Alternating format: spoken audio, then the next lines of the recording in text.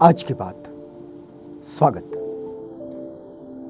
आप जानते हैं कि आज की बात में हम लोग तथागत बुद्ध के वचनों के आलोक से जो मार्गदर्शन हमारे जीवन के लिए आता है उसे हम अपने पक्ष में समझने का प्रयास करते हैं। और इसी कड़ी में हमने पिछली बार समझा कि सम्यक स्मृति का अभ्यास कैसे करें। अब हम समझते हैं कि सम्यक समाधि क्या है।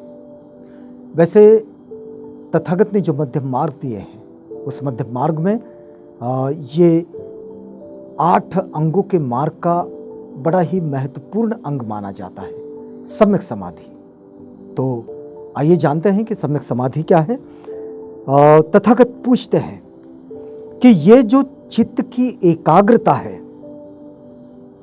तथागत पूछते हैं कि ये जो चित्त की एकाग्रता है ये क्या है। तो तथागत उसको जवाब के रूप में भी बताते हैं कि ये जो चित्त की एकाग्रता है बस यही समाधि है।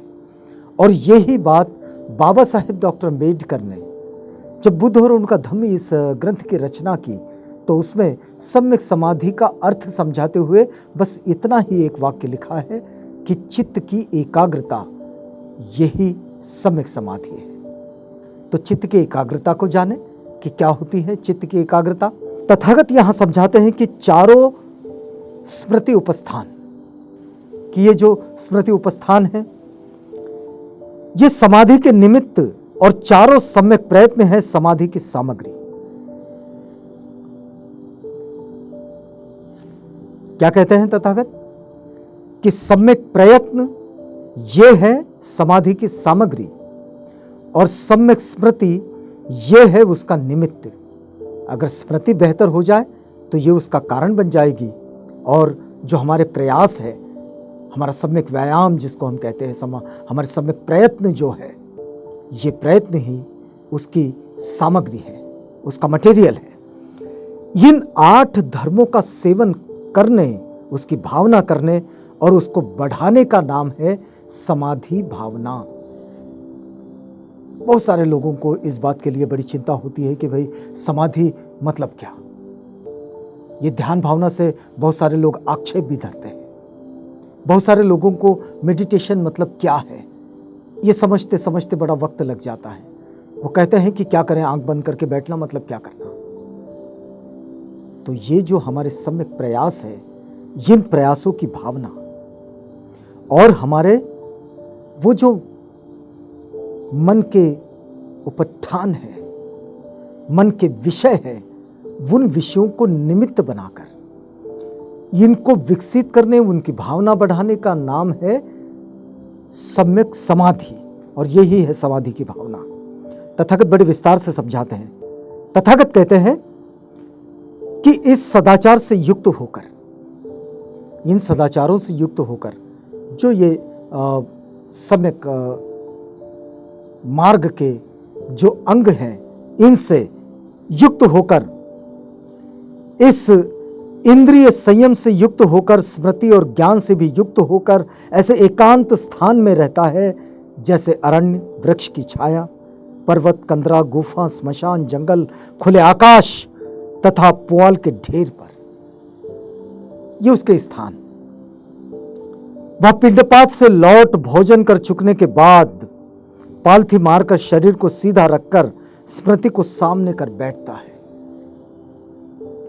याद करता है कि जीवन कैसा बीता, ये बीते हुए जो पल थे कैसे बीते, आने वाले पलों पे करना क्या है, और जो वर्तमान के पल हैं इन पलों को जीना कैसे है,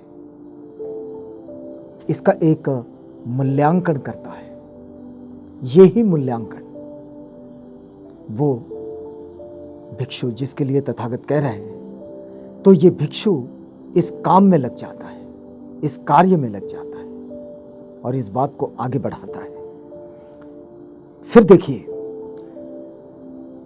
सांसारिक लोभों को छोड़कर लोभ रहित चित्त वाला होकर वो विचरण करता है।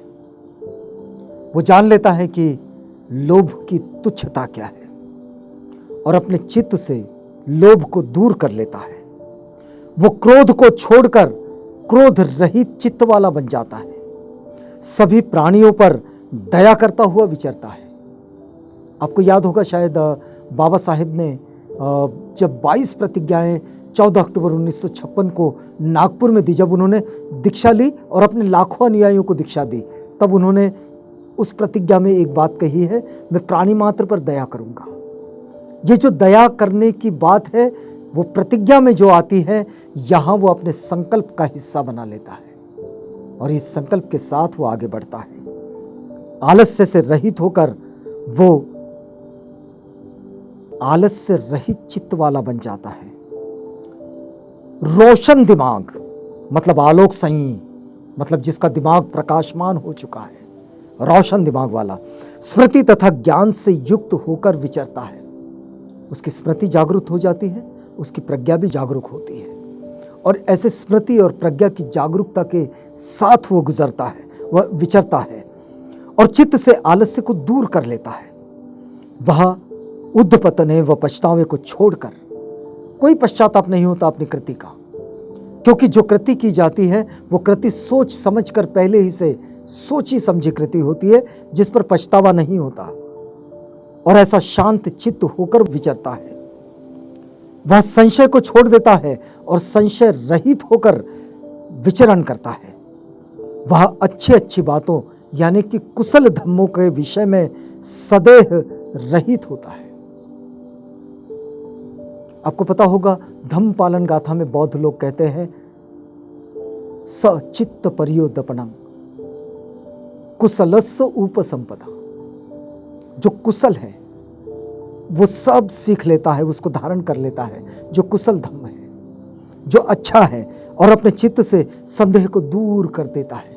ये सब समाधि की भावना का हिस्सा है। तो समाधि की भावना में ये बात आती है और ये होती है चित्त की एकाग्रता, इसे कहते हैं सम्यक समाधि। वह चित्त के क्लेश, प्रज्ञा को दुर्बल करने वाले 5 बंधन, इन सब को छोड़कर काम वितर्क से रहित होकर, बुरे विचारों से रहित होकर प्रथम ध्यान को प्राप्त कर वो विचरण करता है और जिससे वितर्क और विचार है जो एकांतवास में उत्पन्न होता है, इसके लिए वो एकांतवास का अवलंब कर लेता है और जिसमें प्रीति और सुख रहते हैं। वितर्क विचार ये मन से निकल जाए तो फिर प्रीति और सुख मन में आ जाते हैं, उनका स्थान होता है और वितर्क विचार निकलकर प्रीति और सुख में परिवर्तित हो जाते हैं और ये वास्तव में दुख मुक्ति की राह कहलाती है। तो यहाँ हम लोग रुकेंगे। प्रथम ध्यान की जो बातें हैं उस बात को हम लोग समझेंगे अगली कड़ी में जब आपसे मुलाकात होगी। तो तब तक के लिए हमें इजाज़त दीजिएगा।